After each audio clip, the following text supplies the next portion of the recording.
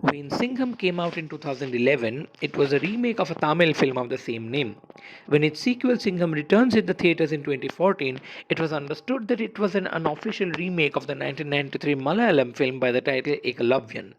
And now, almost a decade later, when the third entry of the Singham franchise has hit the theatres, it is a blatant, unabashed, unapologetic rip-off of the Ramayana.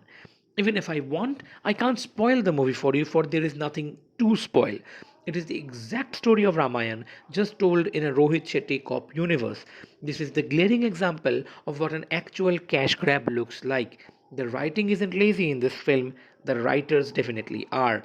The movie tries to be so meta that it almost reiterates the whole story of Ramayana in the backdrop whilst playing out another version of the epic on screen.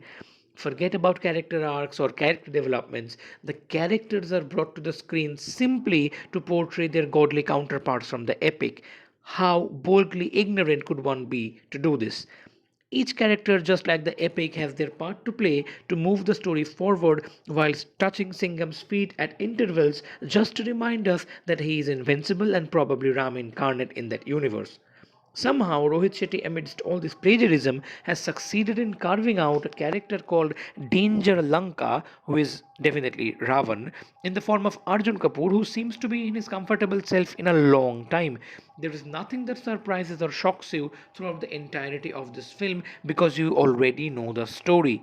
The VFX is glaringly appalling, albeit barring some instances. Cars are toppling over, doing somersaults as if there is a car Olympics going on. The only respite being Ranveer Singh as Simba and his banter with Suryavanshi that generates genuine laughter in an otherwise dull movie.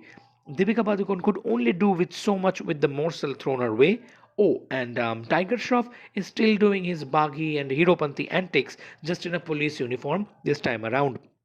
Rohit Shetty had come up with a master plan to avoid or deflect all sorts of criticism by copying the Ramayana.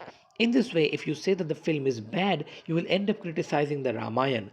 But this isn't the reason why I say that the screenplay seems good, because it actually is, since the original material is the Ramayana. And this is no rocket science that no one delivers an Oscar worthy performance, for no one needed to. The movie is actually a decent one time watch, but what baffles me is that even in 2024, the inability to write a good script brings people back to these epics.